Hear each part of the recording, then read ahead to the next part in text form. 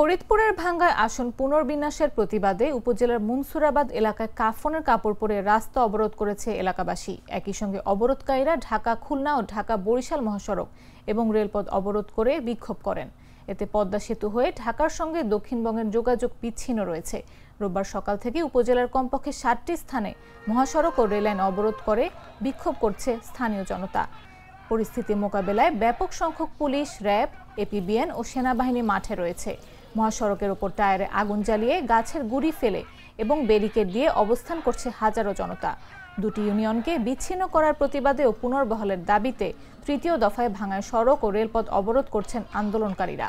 এদিকে অবরোধের ফলে চরম ভোগান্তিতে পড়েছেন যানবাহন চালক ও ২১টি জেলার সাধারণ যাত্রীরা।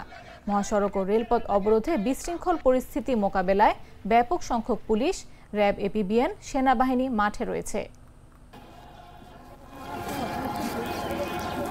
আমরা আমার মাটি আমার মা রক্ষার্থে আমাদের যে মূল সমস্যা, ভাঙ্গা থেকে আমরা মাত্র ৩ কিলোমিটার ডিস্টেন্স, আর আমাদেরকে কেটে নেওয়া হয়েছে নগরকান্দা বা সালতায় ২৫ থেকে ৩০ কিলোমিটার ডিস্টেন্স।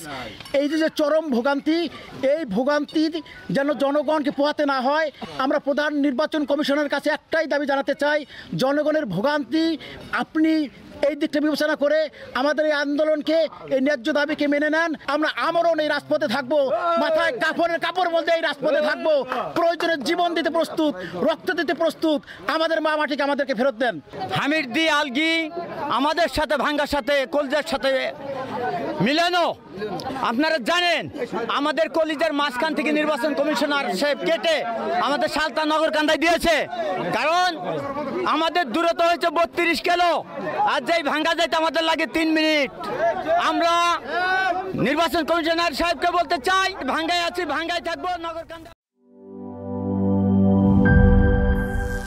করিম চাচা, আপনার প্রিয় মানুষদের কখনো বিপদে ফেলতে চাইবেন না স্যার। তাহলে আমাদের বিপদে রাখা কি ঠিক হচ্ছে?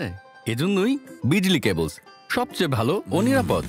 ফ্লেম রিটার্ডেন্ট পিভিসি দিয়ে তৈরি বিজলি কেবলস, নিরাপদ আজীবন।